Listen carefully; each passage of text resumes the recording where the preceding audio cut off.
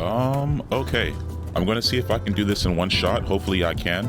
So today I'm going to be showing you guys how to play McGinnis, right? As most of you guys know, I'm probably known as the best McGinnis NA, or just the best McGinnis in general, but I'm simply going to make it very simple for you guys. I'm going to be showing you guys how to play the lane, matchups, when you should be pushing, when you should not be pushing, what you have to do on earns, and I also have a map that I've downloaded, and I'm going to be drawing on this so I can show you guys better examples of what you should be doing. But for right now, I'll be going into the map and I'm going to be showing you guys what you should be doing as the game starts. Okay, so now I'm going to basically just start with the lane and what you guys should be doing and what you guys should not be doing as McGinnis. Firstly, I'm going to say that the best lane for McGinnis is probably the blue lane, because you have probably the most vision in the game, right? I say that you have the most control over what you can possibly do on this hero, and also you have more access to run boxes and do anything as you please, but for the most part you're staying in the blue lane as McGinnis, right? So now let's talk about the matchups and what you should be doing, right? So the whole goal for McGinnis is to basically push the wave as fast as possible, right? Common sense. This is basically just things that you guys already know, right? But when you're in the lane against oppressive heroes such as Mina, I mean, in fairness, it's like whatever right now, but you know, like, let's just say these characters are probably the best characters in the game right now. As McGinnis, it's probably almost impossible to trade against these heroes, right? I don't think most people know, but even if you were to hit every bullet against these heroes, you're not going to kill them. A whole clip from McGinnis is not going to kill these heroes, right? So your whole goal right now is to push the wave as fast as possible without taking no damage, no lethal, no critical damage, right? So you're probably going to do that for, I think, 2 to 3 waves, because that's when 2 minutes comes up. But the whole goal is to push the wave as fast as possible until 2 minutes, so you can either hit your tier 1 or do this box route, right?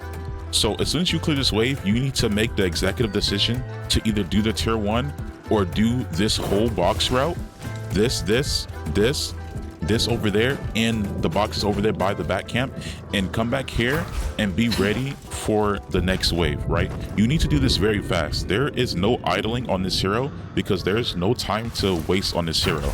The slower you do that, I would say you're actively throwing, right? Like, if you do that too slow, you're just throwing, because you're not mid-maxing, and this is probably the only time as McGinnis where you have the most control over the game, right?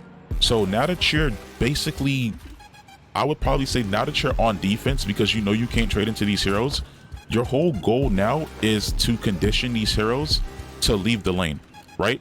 Mina knows that she can kill you, and Furnace knows that he can kill you, but now that you're not giving them an opportunity to, because you're basically clearing the way for mostly like here or maybe here, because Mina's probably going to look to kill you. Now that you're doing all this and you're basically hostaging these heroes, they're either going to just perma-roam boxes, or they're going to potentially go over to gank, or you might get ganked, but that's a story for another day. These heroes are going to now gank the other lanes, and you're going to have an opportunity to push this wave very fast and most likely get some damage on this tower. I'm going to be honest, you're not going to take this tower in one roam from these heroes. You're probably going to get it to like a quarter or a half, right? But if they do come back, you're probably going to leave again, push the wave, etc, etc. Okay, so now we're going to be going over the post lane, and right now I have basically just 2 more concepts left. It's going to be post lane, and it's going to be what you should be doing throughout the whole game as McGinnis. But right now that you have one lane, the whole goal is to just get your money up.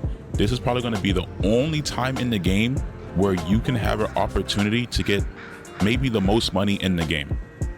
Probably not if somebody's running around like Calico or Mina, just running around just one-shotting people, but for the most part this is going to be your only time to get the most money in the game. So now that you've one lane and you're pretty much shooting these creeps every time off a spawn when the whole wave comes, you need to be either doing this tier 1, be ready for the centers to spawn.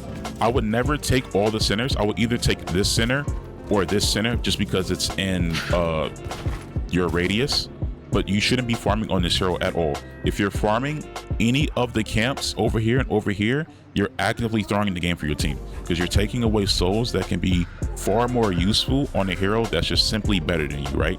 Even though you can probably be the best at this hero and just a crazy threat, you're not the best hero in the game. So there's no point of you to be sieging and taking all this farm for your team. Maybe help the doubles here and there when you can, but for the most part, you should be never taking the camps away. You're actively throwing the game for your team.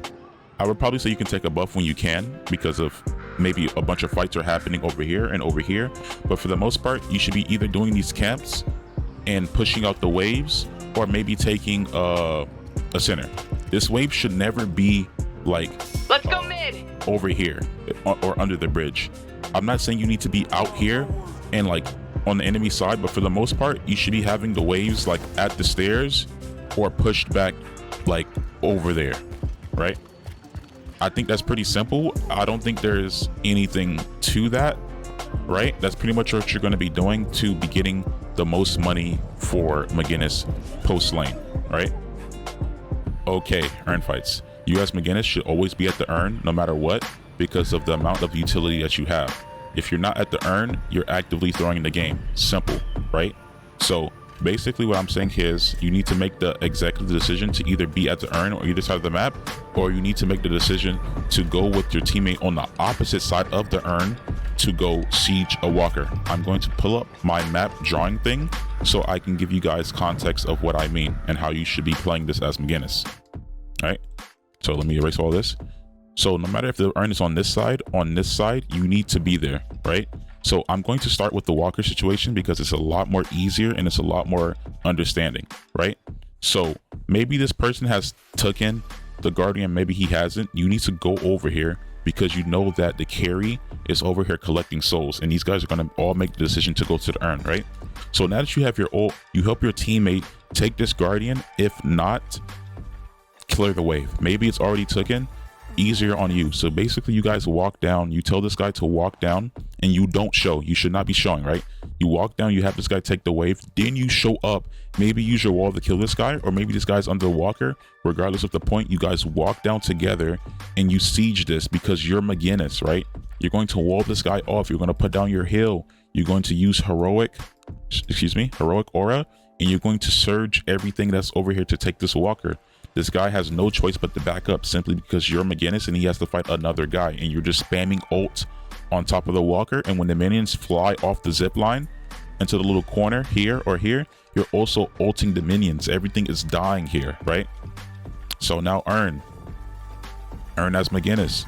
You should never be down here as McGinnis. This is the kill box. I will show you. When you're fighting down here as McGinnis, you are actively throwing the game. You're not going to survive. And even if you do survive to like kite or reposition, you are useless. You are throwing the game simply. Okay, so going back to the sheet, you should never be here. No go. All right, so if you're coming over to these urn fights, you should either be setting up turrets here and here, having vision of this urn, and you need to be walling off. That's a little bit excessive, but you should be walling off so this urn can depot. Vice versa, you need to be putting turrets here and here, whatever you got to do. Wall off, use your ult. This positioning is a little bit more compact, so you need to be careful of what's going to happen, right? So if you're late to these urn fights and you're maybe the last one or whatever is happening and the fight's still going, you need to try to either pull up and kill these guys and, you know, get what's left of the kills because they're all one shot. Maybe you can be here now because they're all one, or you can be up here, right? Just to show you that up here, you can use your ult, nuke the whole pit, claim those kills, make them one shot for your teammate to claim the kills. I would probably never be here unless you're the last one to come to the urn if the urn fight is still going on, simply because of the fact that somebody can come up this and contest you, or they can come over here and come up and contest you, right? But needless of the point, if you're here and the urn is fighting, you can just ult this whole situation that's happening, right? Very, very, very simple. So yeah, mid boss, this is going to be the last concept on the playstyle of McGinnis. So basically, as McGinnis, when you're coming down for mid boss, no matter what it is, you need to come down and you need to probably put a turret or two, and you need to put down the hill for your team here, and you need to use heroic aura so you guys can burn this down, right? So once this comes down, you need to wall off both sides if you're playing Echo Shard, or let alone look at the map on what's pinging around. Because if you guys have already got a whole fight over here and you guys won, and these guys start coming back off the line and the waves are not shoved, you won't have no vision. But for the most part, if the waves are shoved, the waves minions are going to have vision on these guys coming. So if you see 3 guys showing up here, don't wall this and this, right? I would most likely wall this because that's where most of the enemies are coming from. But maybe you have 2 walls and you're playing Echo Sharp McGinnis, right? You're going to wall this off, or you're going to wall this off, right? So after this is walled off and you're in position, at this point you can just use your ult and nuke the whole pit. So needless to the point, if your team gets all 3 crystals and these guys are contesting, these are free kills for you, right? Because you're not being contested. You're pretty much hiding up here with turrets and you're ulting this, right? Or even if they do get crystals, you basically just kill them over and over, because at this point these guys just all suicided for these kills, right? Mid boss is usually a flip depending on what the situation is, but for the most part, if you know there's going to be a huge fight happening here, you got to be ready at all times, right? Be ready to reclaim these kills again if they take a crystal or 2, and then you guys just be ready for the next urn, because usually when these fights happen at mid, urn spawns in like a minute or 30 seconds or maybe a minute and a half, right? So that's pretty much simple. I don't think there's anything to mid boss. It's very straightforward. Put up some turrets and wall, but don't be oblivious to the fact that you're like in a bad position and you think you're doing something when you're just walling off your teammate or you know, things like that. All right, I appreciate you guys for like looking through the concepts and understanding what I was trying to teach you guys about McGinnis. I think in the next video I will go over the build and why I buy items, right? I will also go over the APs and why I think the APs are important. Like I said, I have so many games, you know, won and played at E6, and just in general I have a lot of games on this hero. So I would explain to you guys why I do what I buy and why some of these items on paper sounds great, but why they don't necessarily help you, right? Because this character has been changed so many times. Terrence has been buffed, nerfed. Hills has been absolutely gutted and changed. Wall has been changed as well, and the ult has been overly buffed and it's been absolutely turned down, right? So this character has completely changed. Also the gun has been very, very strong, but at the same time it's not like that no more. So I'm going to do in my next video, I'm going to show you the builds that I run, and most likely this build, and I'm going to show you the items that you get the most value out of this hero. Nothing I will show you guys is a preference thing. I only buy items that do the most value on this hero. It's never going to be like, oh, I'd rather have duration over cooldown, or I'd rather have cooldown over duration, or this does that, right? Like, I'm never going to have a preference. If it's on here, it's most likely the best item that you can buy for the money, or the best item that you can have at that time. So yeah, I appreciate you guys for, you know, just looking through and trying to understand how to play this hero a bit better.